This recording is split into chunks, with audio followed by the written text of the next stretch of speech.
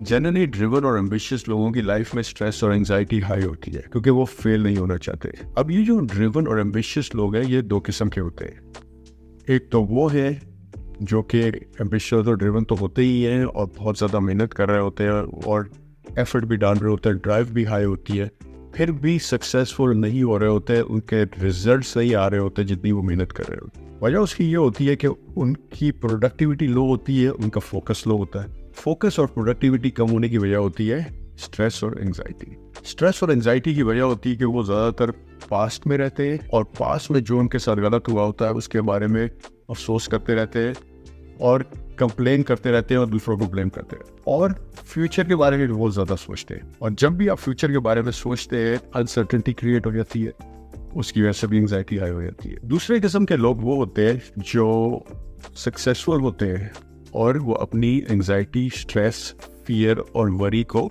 Manage कर पाते हैं। अगर आपको लगता है कि आप वो पहले वाले शख्स हैं तो स्टे विद मी।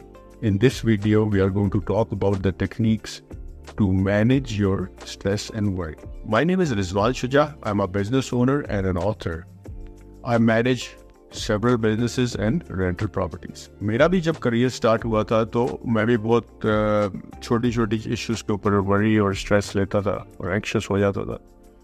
फिर मैंने ये ऑब्जर्व किया कि जो लोग मुझसे बहुत ज़्यादा सक्सेसफुल थे और मुझसे ज़्यादा बिजनेसेस मैनेज कर रहे थे, मुझसे ज़्यादा लोगों को मैनेज कर रहे थे, उनकी लाइफ इतनी ज़्यादा स्ट्रेसफुल नहीं थी।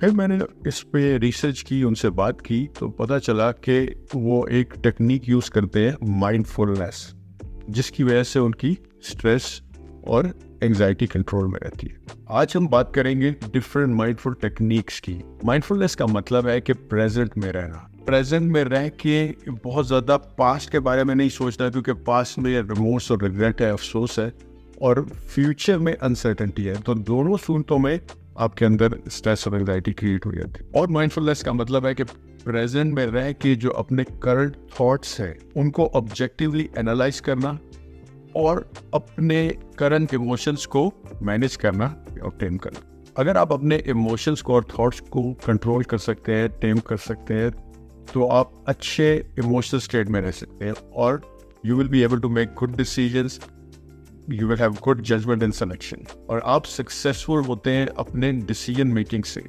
अगर सिर्फ मेहनत से सक्सेसफुल होना होता तो जो नाल लगा रहा है वो सबसे ज़्यादा सक्सेसफुल होता। जब भी हमारे अंदर स्ट्रेस और एंजाइटी हाई होती है, हमारे ब्रेन के अंदर एक केमिकल होता है कोर्टिसोल, वो सिक्रीट होता है और उससे हमारी प्रोडक्टिविटी और फोकस लो हो जाता है और हमारी इनोवेशन और क्रिएटिविटी भी सप्रेस हो जाती है और हम कंप्लेन और ब्लेम मोड में आ जाते हैं और फाइट एंड फ्लाइट मोड में आ जाते हैं, यानी सर्वाइवल मोड में आ जाते हैं। फिर हमारे डिसीजंस जो होते हैं वो ज़्यादातर सिर्फ सर्वाइवल के लिए होते हैं, ग्रोथ के लिए और प्रोडक्टिविटी के लिए नहीं होते।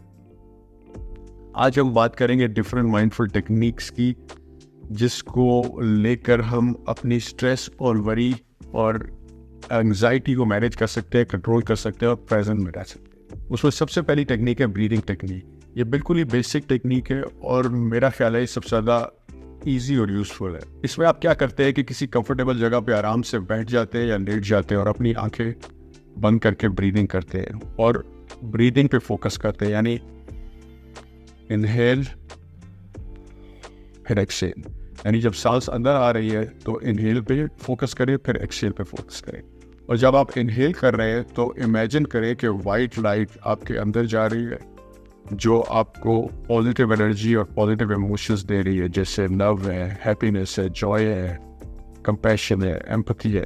और जब आप एक्सहेल करें तो जितने नेगेटिव इमोशंस हैं वो आपकी बॉडी से बाहर जा रहे हैं, जैसे हेट है, जेलसी है, एंगर है, वरी है, फियर है, ये आपको छोड़ रहे हैं। इसको प्रैक्टिस करने से आपका वक्ती तौर पे जो भी वरी है वो उससे फोकस हट जाएगा और आप प्रेजेंट में आ सकते हैं। दूसरी टेक्निक है बॉडी स्कैन टेक्निक। इसमें आप क्या करते हैं, उसी तरह आप किसी कंफर्टेबल जगह पर लेट जाए या बैठ जाए और अपने पूरी बॉडी को स्कैन करें, उसमें जो सेंसेशंस हैं वो फील करें, सर से लेके फेस पे, चेस्ट पे, बाजू और इसी तरह लेग्स एंड पाँव तक।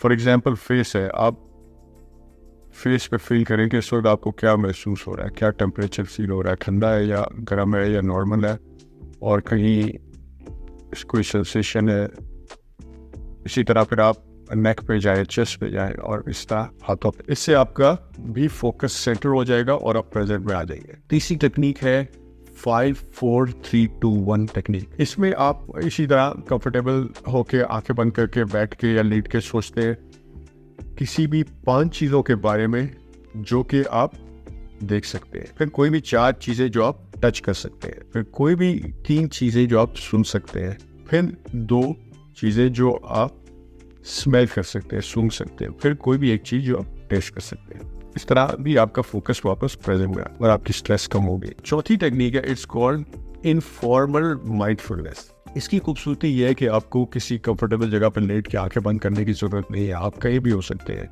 जो भी आप रूटीन की रेगुलर एक्टिविटी कर रहे हैं उस पर आप फोकस करें और ध्यान दें। मिसाल के तौर पे अगर आप मॉर्निंग कॉफ़ी ले रहे हैं तो कॉफ़ी की स्मेल को फील करें, फिर कॉफ़ी की टेस्ट को फील करें, उसके अंदर थोड़ी सी जो चीनी है या दूध है उसके बारे में सोचें। अगर आप इस तरह और फिर उसको एंजॉय करें। सेम थिंग जब आप खाना खा रहे हैं या ड्राइव कर रहे हैं या मूवी देख रहे हैं तो प्रेजेंट में रहने की कोशिश करें और फिर आपका इसी तरह माइंडफुलनेस इंप्रूव हो जाएगी। 5वीं टेक्निक है EFT technique, emotional freedom technique. ये उस वक्त यूज़ की जाती है जब आपके साथ कोई बड़ा इमोशनल वाकया हो गया है और आप बहुत ज़्यादा वरी, स्ट्रेस और एंग्शियस हो गए। इसमें आप फोकस करते हैं अपने फोरहेड की तरफ।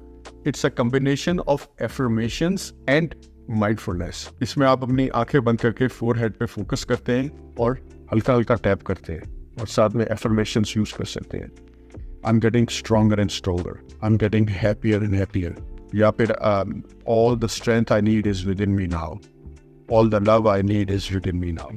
इस तरह आप इसको यूज करके अपना फोकस वापस प्रेजेंट में ला सकते हैं और अपने वरी को कम कर सकते हैं। इसके बाद एक और टेक्निक है which is called mindful journaling. इसमें आप कोशिश करते हैं प्रेजेंट में आने की, उसके अलावा you try to change the meanings of the things and control your thoughts, and by controlling your thoughts you control your emotions. इसमें आप अपने जो भी थॉट्स हैं और इमोशनल स्टेट है उसको आप लिखते हैं एक जर्नल में। उसके बाद आप उसको ऑब्जेक्टिवली एनालाइज करते हैं and you try to change the meanings of the things and control your thoughts and emotions. For example, I opened up a Chinese Indian restaurant.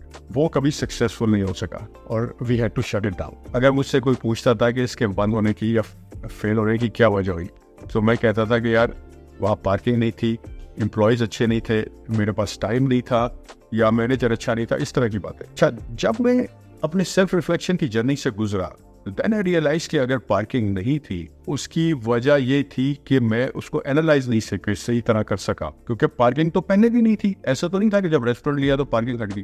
तो मुझे इम्प्रूव करना है अपनी ड्यू डिलिजेंस को और नॉलेज को, चीज़ों को मैं बेटर एनालाइज कर सकूं। और अगर एम्प्लॉय अच्छे नहीं थे तो उनको भी मैं नहीं रखा था, और अगर मेरे पास टाइम नहीं था तो इसका मतलब है कि यहाँ मेरी जजमेंट गलत हो गई कि उस वक्त मेरी एबिलिटी 4 से ज़्यादा बिजनेसेस को मैनेज करने की नहीं थी, तो मुझे 5 को नहीं लेना चाहिए था। और अगर मैनेजर भी अच्छा नहीं था तो उसको भी मैंने ही रखा था। अगर मैं उस वक्त माइंडफुल जर्नलिंग कर रहा होता तो मेरा जो सेल्फ रिफ्लेक्शन की जर्नी है वो जल्दी अचीव हो जाती। तो अगर मैं लिखता कि पार्किंग नहीं है तो मैं उसको एनालाइज करता कि यार पार्किंग नहीं है तो मैंने पहले क्यों नहीं देखा। So I would have been able to analyze this much better and much faster. Same way अगर हम अपने थॉट्स को और इमोशंस को कंट्रोल करने, डिफरेंट मीनिंग देते हैं। अगर किसी बंदे ने आपके साथ रूड बिहेवियर किया या बदतमीजी किया तो उसकी अफेक्ट लेके हम अपने आप को स्ट्रेस में डालना या नेगेटिव स्टेट में डालने से बेटर है कि हम कह सकते हैं कि यार हो सकता है कि आज बेचारे के साथ बहुत कुछ गलत हुआ, बुरा हुआ, बीवी से लड़के आया तो शायद इस वजह से उसने मेरे से रूडली बिहेव किया या नाइस नहीं हुआ। तो you can change the meaning of the things and ignore or forgive. अब ये सारी techniques I have used them all along and it has helped me control my emotions and make good decisions and improve my business skills and personality. अगर आपको लगता है कि आपको इस वीडियो से फायदा हुआ है तो please like and subscribe and comment below. Thank you.